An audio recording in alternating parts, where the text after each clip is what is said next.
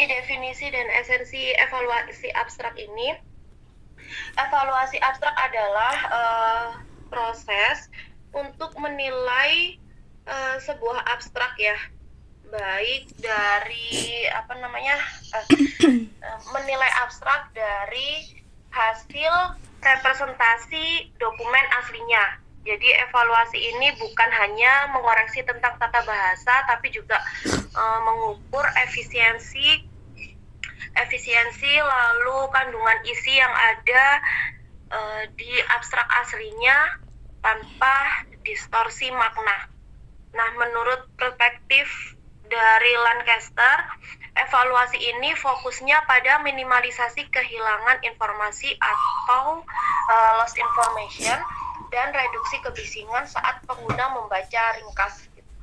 Jadi tidak ada informasi yang hilang dari abstrak aslinya, dari isi aslinya ke abstrak. Nah, menurut Clevan,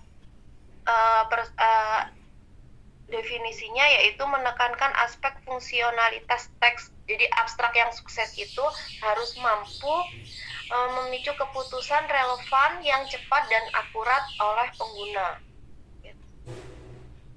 Urgensi temu kembali informasi. Dalam temu kembali informasi ini, abstrak menduduki posisi tengah sebagai jembatan antara kebutuhan informasi dan database dokumen yang ada di perpustakaan gitu. Yang pertama ada akselerasi seleksi.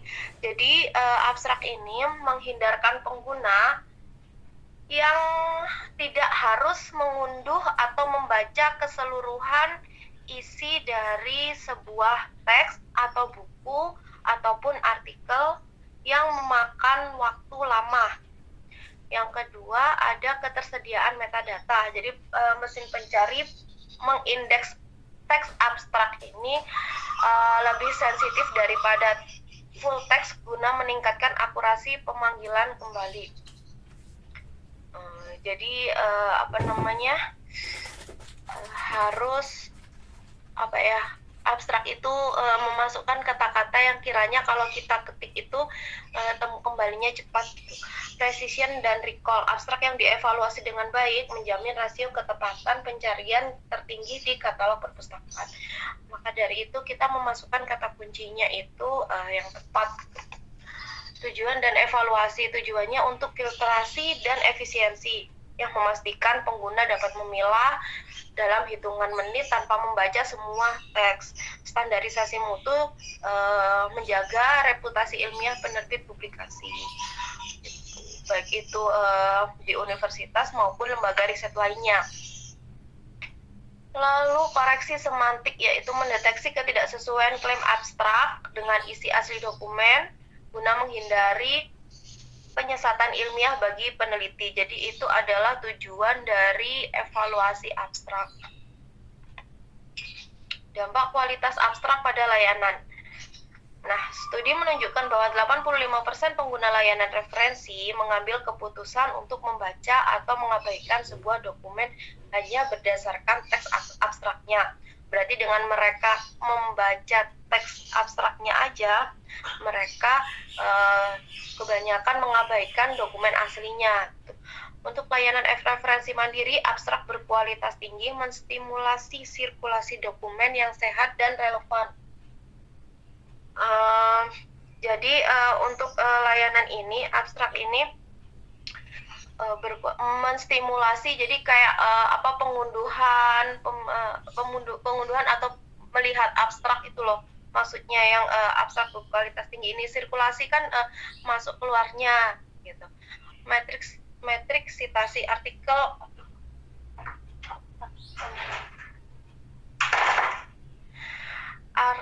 dengan abstrak yang teruji secara evaluasi memiliki probabilitas citasi jauh lebih tinggi di pangkalan data. Prinsip evaluasi Lancaster. Lancaster memusatkan pilar fundamental dalam menilai kecakapan sebuah abstrak sebagai instrumen pencarian. Yang pertama, abstrak tidak boleh menambah gagasan baru, interpretasi subjek. Yang kedua, kondensasi, mengevaluasi tingkat kebenaran kalimat. Setiap kata harus memiliki menyampaikan informasi kunci, lalu eliminasi, redundansi, menilai apakah abstrak bersih dari kalimat pengantar, kalimat basa-basi maksudnya, lalu pengulangan frasa atau penjelasan yang terlalu panjang, yang terakhir keteraksesan terminologis, memastikan penggunaan istilah itu konsisten dengan kontrol thesaurus di bidang ilmu yang bersangkutan. Yang pertama, untuk evaluasi ada akurasi dan kelengkapan. Jadi harus akurat, kebenaran datanya harus sesuai dengan dokumen asli. Kelengkapannya, kalau itu abstrak informatif, berarti harus ada latar belakang, metode, hasil, dan simpulan. Gitu. Cara evaluasinya yaitu sandingkan tabel di bab 4 dokumen asli dengan angka yang dipajang di abstrak. Ini sih kalau ini berarti udah ada udah ada panduannya gitu. Ini contohnya, ini contoh yang di sampingnya itu ada contoh abstrak informatif. Lalu yang kedua ada objektivitas dan kejelasan. Jadi objektivitas ini bebas dari bias, klaim bombastis atau klaim berlebihan, opini atau kata evaluatif bagi penulisnya. Ini hanya untuk abstrak informatif dan indikatif gitu ya. Beda dengan abstrak kritis. Abstrak kritis pun juga tidak terlalu yang klaimnya yang over gitu ya. Jadi kalau memang mau dikritik ya kelebihan dan kelemahan dari sebuah tulisan tersebut gitu. Lalu kejelasan bebas dari kalimat ambigu atau jargon atau kata-kata populer yang orang jarang tahu gitu. Keringkasan dan yang ketiga, keringkasan dan konsistensi. Ringkas berarti menyampaikan informasi secara maksimal. Biasanya kata-katanya 150 sampai 250. Lalu konsistensi itu penggunaan istilah, singkatan, tata letak harus konsisten dari awal hingga akhir. Jadi kalau emang itu bahasanya formal ya formal semua. Yang keempat ada keterbacaan. Keterbacaan ini kelancaran kognitif pembaca. Jadi keterbacaan mengukur tingkat kemudahan pemahaman bahasa abstrak bagi target pembaca potensial. Yang pertama, metrik keterbacaan, yaitu penggunaan uji keterbacaan formal atau indeks keterbacaan lokal. Struktur kalimat efektif lebih disukai daripada kalimat pasif yang bertumpuk-tumpuk. Panjang kalimatnya juga segitu-segitu aja, nggak yang panjang-panjang. Lalu kohesi dan koherensi, menggunakan konjungsi transisi yang logis antar kalimat agar alur pikiran mengalir lancar. Nah, 3 arsitektur metode evaluasi. Yang pertama, evaluasi berdasarkan isi, yaitu menilai isi sebuah abstrak. Kecukupan informasinya, apakah semua orisinil sesuai dengan teks asli, lalu hipotesis utama, data pentingnya apa, dan batasan penelitian sudah terwakili secara proporsional.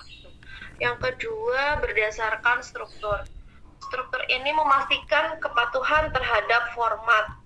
Jadi kalau abstrak informatif mengikuti pola tadi, gitu. Kalau indikatif berarti hanya topik saja, hanya membahas topik saja. Kalau kritik biasanya kita ceritakan secara singkat, kita tulis ulang secara singkat abstrak tersebut, lalu kita beri satu kelebihan dari sebuah penelitian itu dan kelemahan atau kekurangan dari penelitian tersebut gitu. Kalau evaluasi berdasarkan bahasa berarti apakah bahasanya itu sudah tepat sesuai tata bahasa, pemilihan katanya bagaimana, tidak ada lagi bias gender dan konsistensi atau tidak ada salahan ketik. Evaluasi berorientasi pengguna. Jadi sebagai calon pustakawan yang misalkan besok kita akan membuat sebuah abstrak, kita harus memahami bahwa hakim tertinggi dari kualitas abstrak itu adalah pengguna atau pemustaka.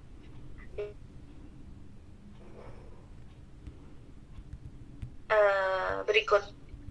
Yang pertama, waktu respon kognitif. Jadi berapa lama waktu yang dibutuhkan untuk menyerap kegunaan artikel setelah membaca abstrak.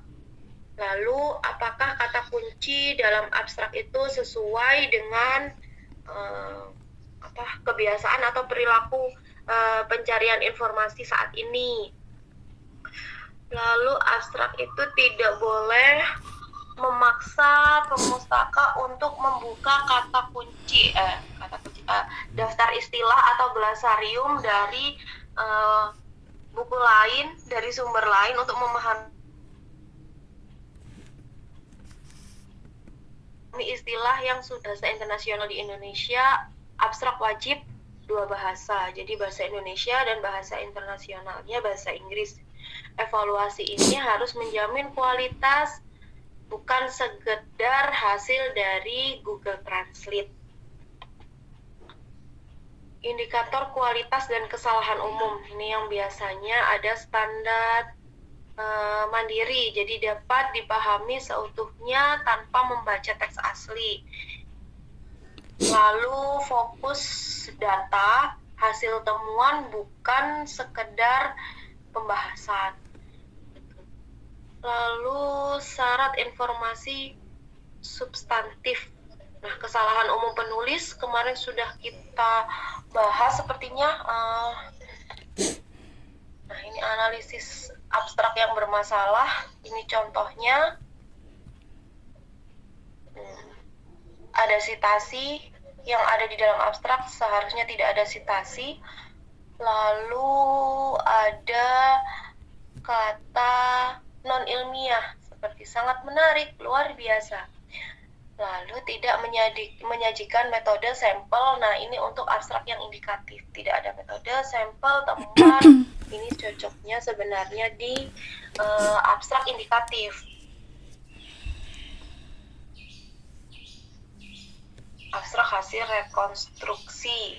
Jadi dari yang tidak yang tadi, abstrak yang tadi, jadi ini hasilnya. Nah, ini untuk memudahkan evaluasi, kita bikin instrumen evaluasi dengan checklist. Kriteria utamanya akurasi dan kelengkapan. Nah, yang bisa kita lihat apakah semua sesuai, apakah ada kuantitatif di abstrak sama persis dengan isi teks, apakah lalu yang kriteria dari objektivitas, apakah abstrak bebas dari pendapat pribadi, jargon emosional, dan bias promosi penulis. Lalu yang selanjutnya kriteria keringkasan, apakah abstrak dari kalimat pengantar yang bertele-tele atau yang tidak penting, lalu berapa juga jumlah katanya, sudah ringkas atau masih melebar. Yang terakhir, keterbacaan, apakah alur antar kalimat itu logis atau nyambung, apakah panjang kalimat efisien dan mudah dipahami.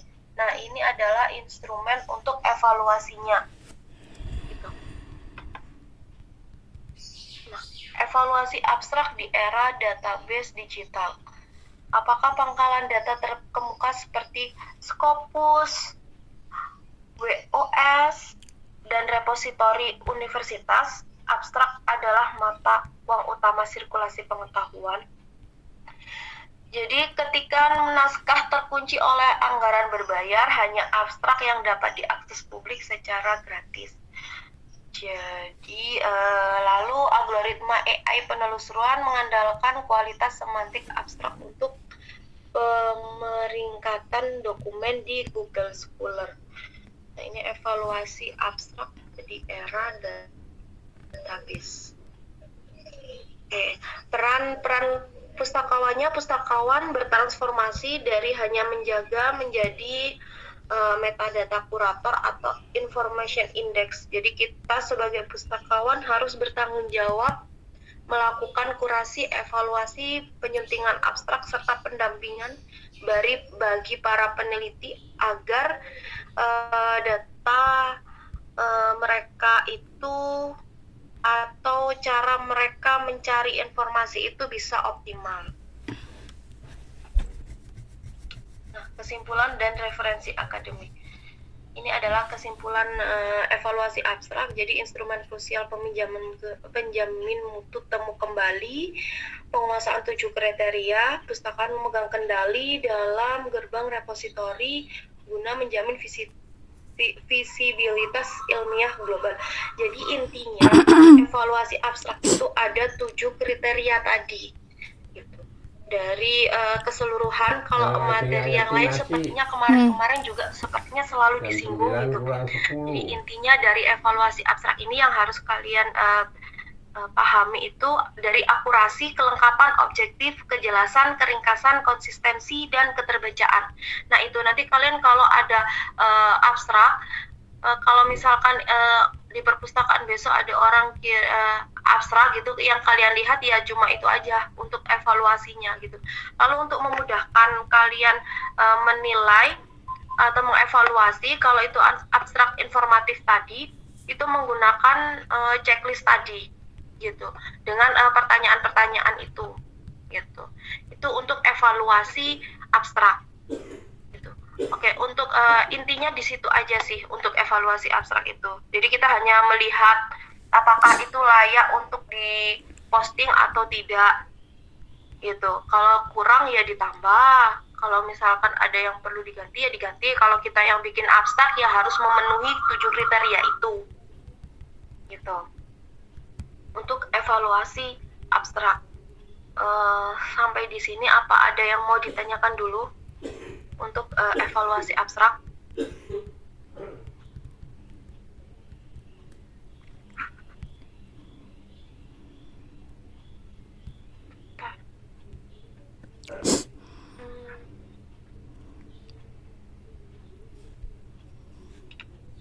Kalau tidak ada,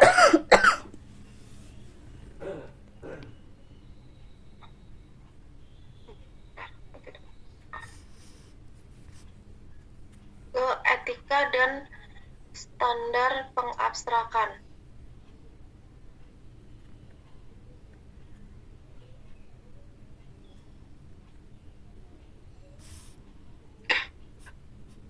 Ini etika dan standar pengabstrakan.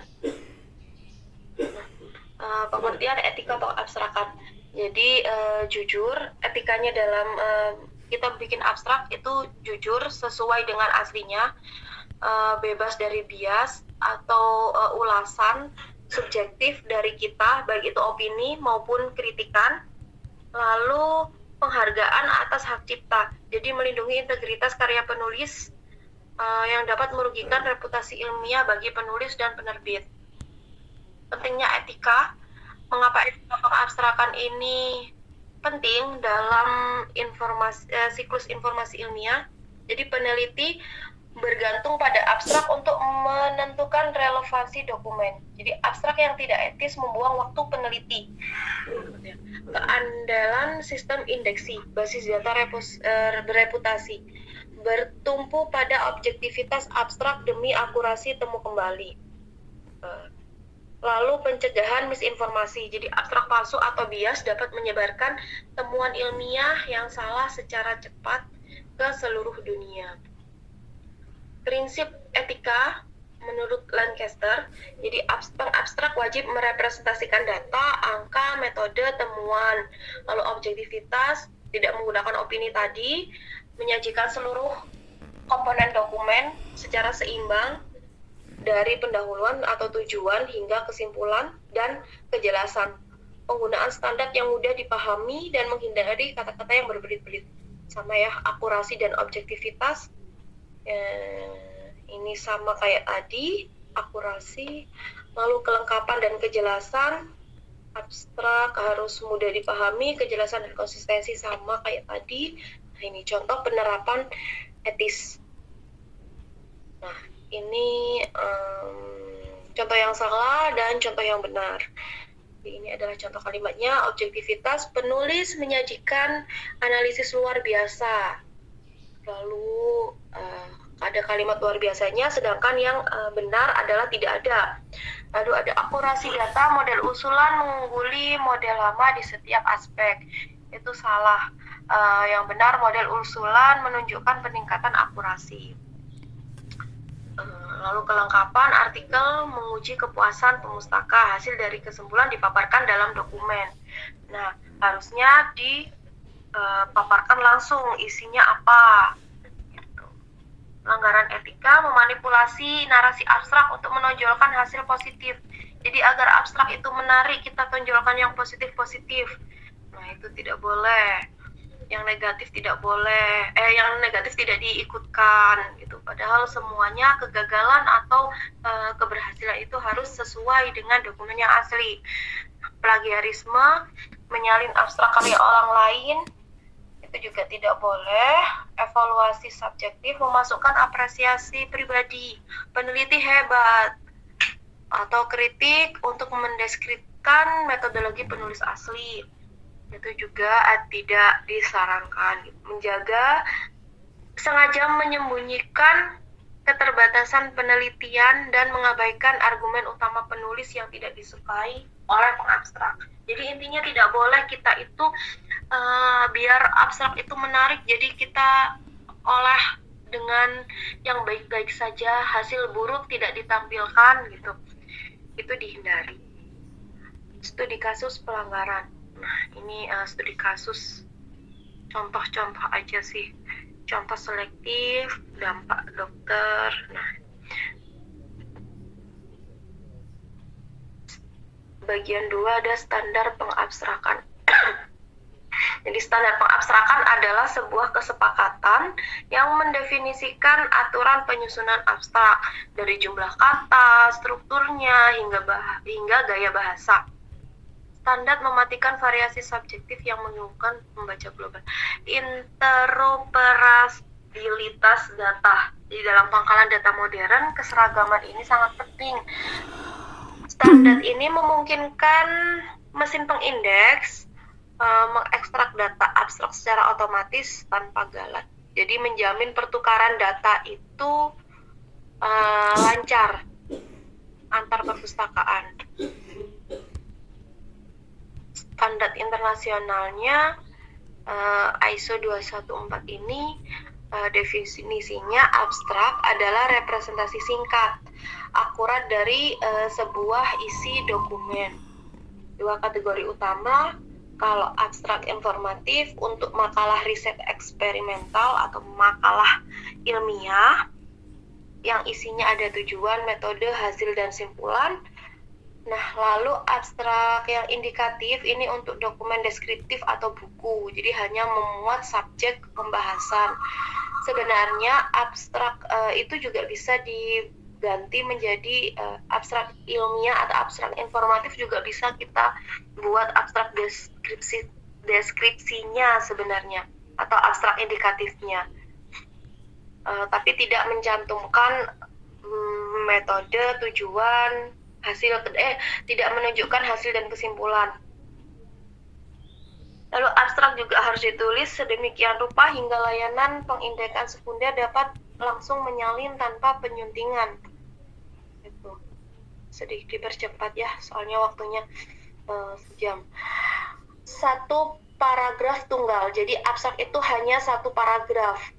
Lalu bebas elemen non-teks. Tidak ada rumus matematika, diagram, ataupun sitasi di dalamnya. Penekanan temuan kembali menyarankan hasil dan kesimpulan diletakkan secara menonjol karena ini informasi utamanya atau yang paling banyak dicari oleh periset. Standar ANSI/NISO, batas panjang kata. Jadi menetapkan batas kata ideal abstrak itu secara ringkas. Kalau artikel jurnal 250 kata maksimal, kalau catatan pendek maksimal 100 kata, monograf atau tesis 1 halaman, editorial 30 kata. Lalu aturan gaya bahasanya menggunakan kalimat aktif pada kalimat terbuka, meneliti dampak atau dampaknya diteliti oleh, dampak ini diteliti oleh, tulis dengan kalimat yang lengkap, bukan kalimat yang putus-putus. Kalimat lengkap berarti ada kalimat penghubungnya agar logis. Gitu. Nah, untuk struktur abstrak IMRAD itu sudah ada di pembahasan kemarin. Lalu struktur dan unstruktur. Nah, struktur abstrak yang memisahkan bagian secara eksplisit dengan subjudul tebal, misalkan latar belakang, metode, hasil. Untuk arus struktur abstrak klasik yang ditulis satu paragraf tanpa subjudul tertulis. Nah ini perbedaannya. Yang satu ada dengan latar belakang, yang satu tidak. Jadi semua jadi satu. Nah, bidang ilmu yang menggunakan abstrak struktur itu yang sosial humaniora. Lalu yang biasanya yang menggunakan subjudul kedokteran, sains.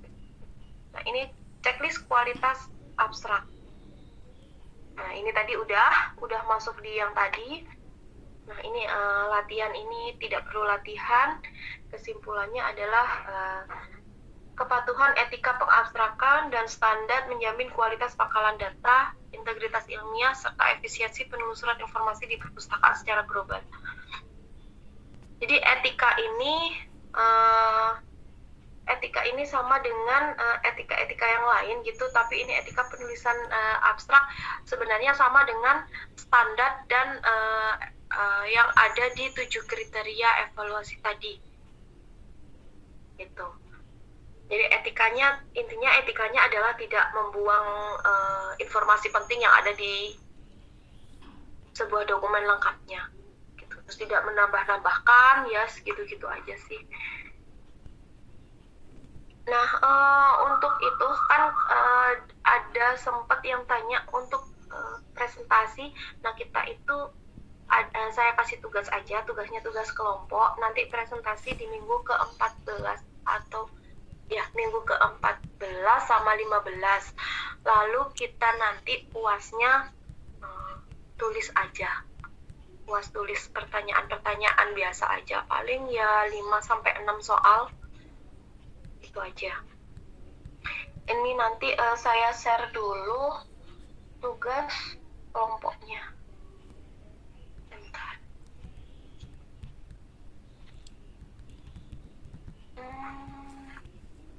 Mana ya?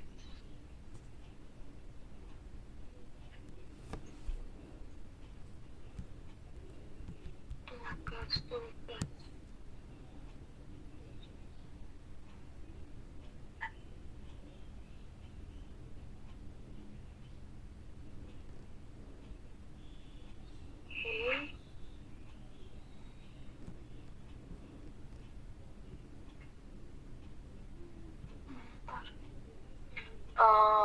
Jadi nanti saya share tugasnya, saya kirim di WA ya.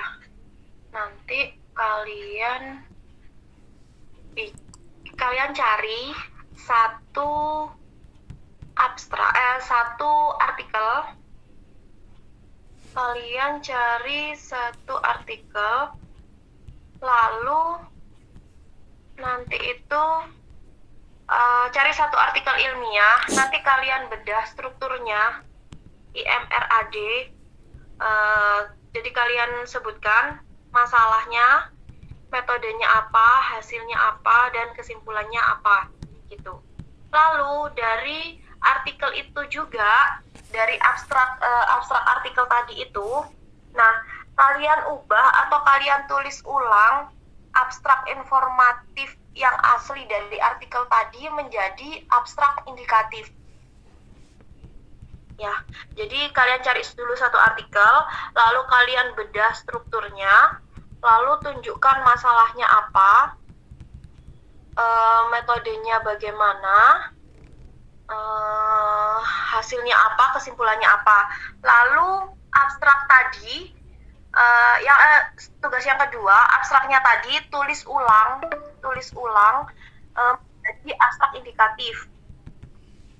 Nah, lalu tugas yang ketiga, baca semuanya tadi, dokumen aslinya kalian baca, lalu ringkas dan bikin abstrak kritisnya. Jadi yang kemarin itu rencananya itu satu buku, itu kan terlalu tebal, terlalu banyak dan nggak enak gitu. Jadi kalian pakai artikel aja. Gitu. Nanti tugas yang ketiganya, nah itu nanti dievaluasi. Gitu.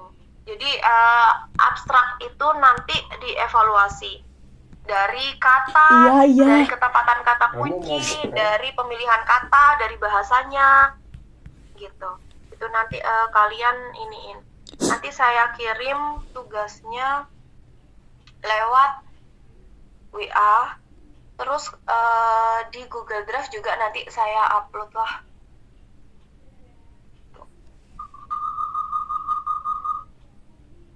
Itu ya. Untuk lengkapnya nanti kalau misalkan ada yang ingin ditanyakan nanti chat aja di grup gitu, nanti saya jawab di grup gitu ya. Ini nanti saya kirim dulu tugasnya di grup karena panggilannya atau Google Meet-nya tinggal 15 menitan lagi.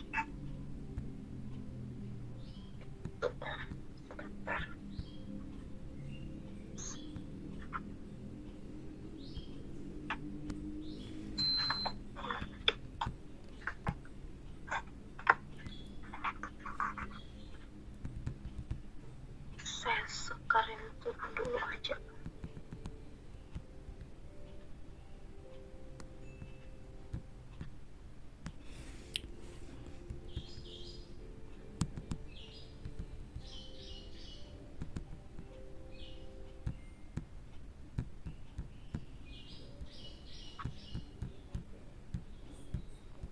Oke, ada pertanyaan terkait tugasnya?